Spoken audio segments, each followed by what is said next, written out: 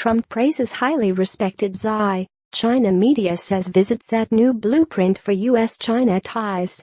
Beijing, Reuters. U.S. President Donald Trump praised Chinese leader Xi Jinping as highly respected on Friday as he left Beijing for Vietnam, ending a visit which Chinese media declared set a new blueprint for handling U.S.-China relations and differences.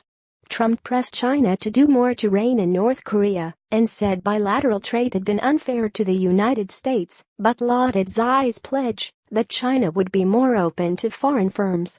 The two also oversaw the signing of about $250 billion in commercial deals, but there was little progress reported on U.S. firms' complaints about market access or U.S. government probes into issues like intellectual property theft. Shortly before flying off to Vietnam, where he will attend the APEC summit of Asia-Pacific leaders, Trump tweeted, "My meetings with President Xi Jinping were very productive on both trade and the subject of North Korea. He is a highly respected and powerful representative of his people. It was great being with him and Madame Peng Liyuan," Trump added, referring to Xi's wife.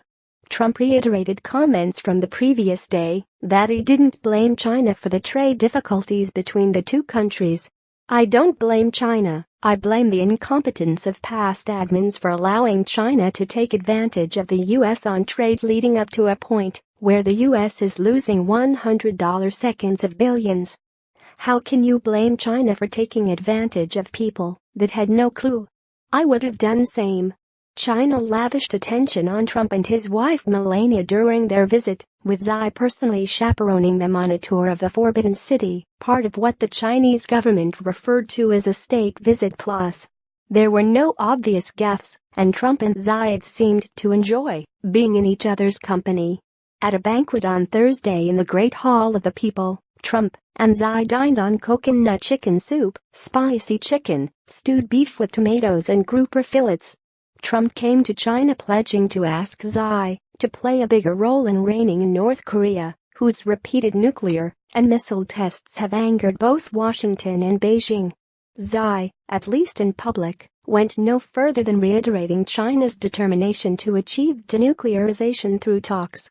Chinese state media on Friday said the tone and outcome of Trump's visit had been largely positive, saying Trump and Xi were setting a new blueprint for handling relations and managing their differences. China has tried its utmost, even at the sacrifice of Sino-North Korean relations, influential tabloid The Global Times wrote in its editorial. Trump has gradually learned that Beijing is indeed making selfless contributions to promoting the denuclearization of the peninsula. He can't demand more. China has repeatedly said it is committed to enforcing United Nations sanctions against North Korea, which does some 90% of its trade with China, but that more efforts need to be made to get everyone back to the negotiating table.